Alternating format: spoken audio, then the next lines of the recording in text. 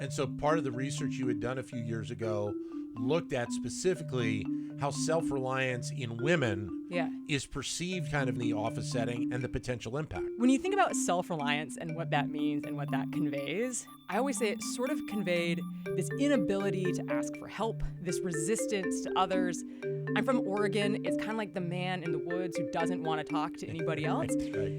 But that just did not align with the examples and the historical examples in my own life of women who I thought of as being highly self-reliant, where in fact it wasn't at all a resistance to community, but it was like a capacity or an agency. Welcome to The Ripple Effect, the podcast that takes you on a journey through the minds of Wharton faculty. I'm your host, Dan Loney, and in each episode, we'll be diving deep into the inspiration behind the groundbreaking research that Wharton professors have conducted and exploring how their findings resonate with the world today. Well, how does self-reliance factor into potential career success for a woman? Rebecca Schaumberg is an assistant professor of operations, information, and decisions here at the Wharton School. She's taken a deeper dive into this area over the years, and she joins us here in our studio. Nice to meet you. Great to have you with us today. Nice to meet you too. Let's start larger scale, though. Yeah. What's the importance, do you think, of the component of self-reliance in general? Self-reliance is obviously a trait that I think within the U.S. we talk about a lot.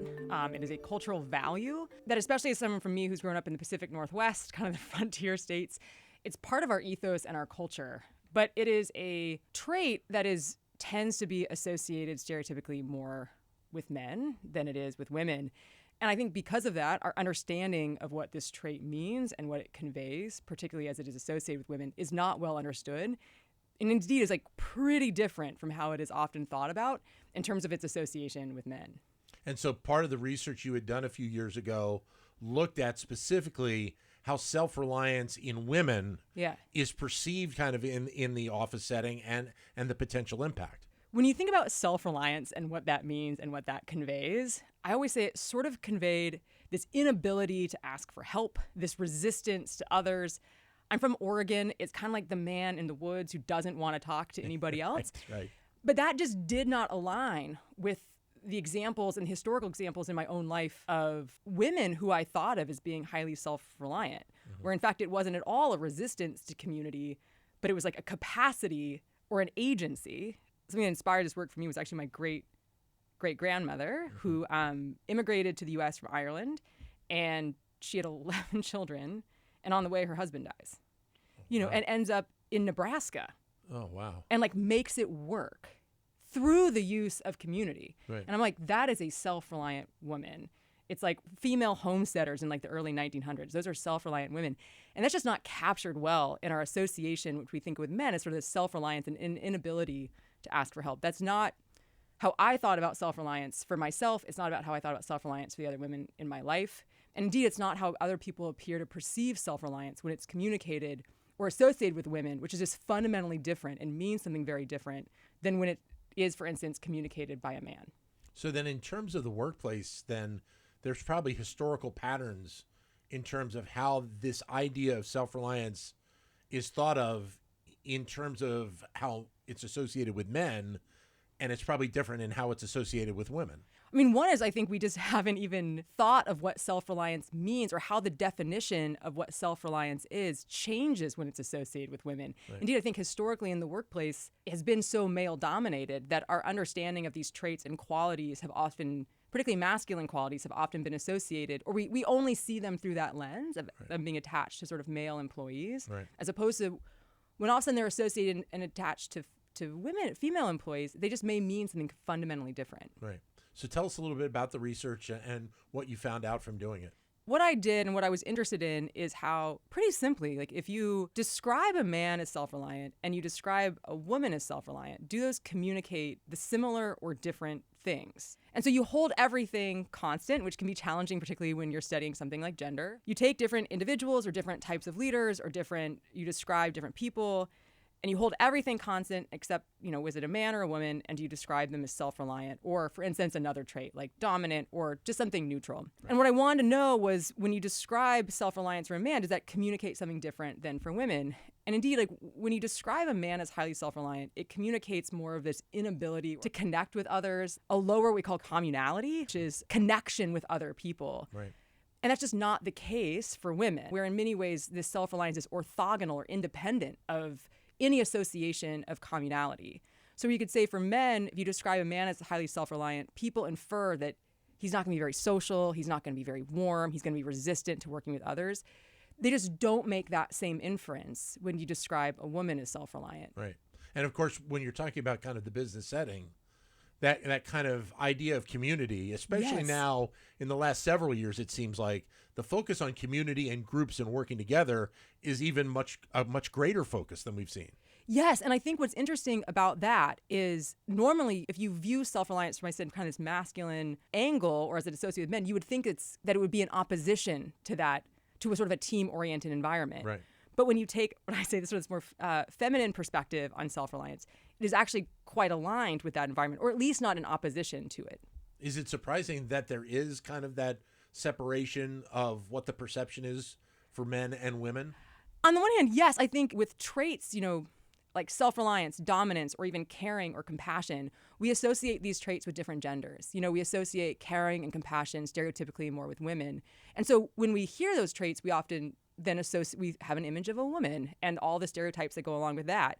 But then what happens when we put that trait in association with a man? We assume it means the same thing, but that's an assumption. Right. And I think what this work shows, and which I think is a promising other area of inquiry, is that these same traits mean something different when they're associated with different genders. And so we can't assume that the meaning of the word or the trait stays the same. Not that it's something that probably a lot of the C-suite would be thinking about, but there's probably a significant business impact component here that needs to be investigated so that you can truly have a better understanding of how your operation works, the ways to be able to reach the levels of success that you want for all employees across the scope. What you realize is that if you start to think about the traits and qualities that you would look for in a leader, in a manager, somebody to lead a team, a project leader, Right. we have to understand what these qualities mean when they're associated with different genders or different types of groups of people. Because if we're saying, well, I don't think I would want somebody who is self-reliant, because that seems in opposition to being team-oriented or being a leader, that's just not the case if all of a sudden you're looking for, if you take this more of this other perspective associated with women, how that might mean. Yeah. Because when you say self-reliant, the first thing I thought of is team player. You're not necessarily viewed as a team player because if you're self-reliant, you're able to take care of things on your own and you don't really feel like you need to incorporate other people kind of into the mix or the operation that you're running. I think that is the dominant perception of what this trait is. Yeah. But again, because the dominant perception of this trait comes from an association of this trait with men in general, that we don't know, that we realize that trait can just mean something different when we associate it with women. And I do think that is surprising. But it is less surprising when I start to think about its association with other things. Like there's a term in cultural psychology called horizontal individualism, which is a mouthful, but just basically means that like there are views of the self that like you're an independent person, but you're not better or worse than any other person. Sure. And in some of my own work, that seems to be more about what self-reliance is conveying for women than it is for men. So there's probably an element that by understanding this better, you're maybe taking away some of those historical beliefs that will make the overall operation or the overall mindset around employees and workers in the company better in the future. That's what I would hope. And I think, what's also interesting to me with any research related to gender is we often talk about it through the lens of one gender, right? So I'm talking about this as self-reliance as it relates to women, but I think this work also sheds light on some of the pressures that we talk about self-reliance as it relates to men. For men, that stereotype seems to suggest potentially more of this, like to uphold this value of self-reliance. I'm not supposed to seek help. Right. I'm not supposed to work with other people. And the hope would be, could we change the view of what it means to have the capacity to be self-reliant such that it's not in opposition to being able to work well with others. Even though you did this research a few years ago, with all that we've gone through in the last 4 years with the pandemic and remote work and the change of dynamics in and around the workplace and what we know, I think there's probably some importance to having that understanding even more so now as we kind of move forward in the years ahead. I think you're right. I think there was kind of an induction of many of us didn't want to be like going to Walden and Thoreau and being by ourselves during all of that time, and I think it's changing some of the benefits of what we found during that time of being able to be be more in control and being more agentic over our own work lives as individuals, Right. while also still integrating ourselves within an organization. And I think in many ways the pandemic revealed some of that tension between our own individual agency and then needing to integrate with an organization. And in some ways, my own work is just showing that own tension with self-reliance, where like it is both this capacity to be by oneself and to take care of oneself, but that it does not necessitate not being able to work well with others. Having done the work that you've done up to this point, where do you want to take it? Where's kind of the natural next step in trying to take this next? So what this revealed to me is often sometimes these traits, they change their meaning and what they convey based on who is possessing that trait. So describing myself as self-reliant could be different from describing my brother as self-reliant. And my guess is that there are other traits like that where we think that they might mean the same thing when we describe, for instance, a man is dominant or a woman is dominant, or if we describe a woman as caring or a man as caring. But once we associate those qualities with a particular gender, the very meaning of the word could shift. And so I think it's important to flesh that out so that when we're talking about who are we seeking as an employee, like what are the qualities that we want in a leader, we have to know what we truly mean rather than just using the word. You know, if I say I'm looking for a self-reliant person, or I'm looking for a dominant person, or I'm looking for a caring person, I am assuming that that means the same thing to you as it does to me. Yeah. But then if I dig deeper and say, well, what do you mean? Like, okay, well, what does that look like to you? Like, what is that? Can you describe what that person is like? Yeah.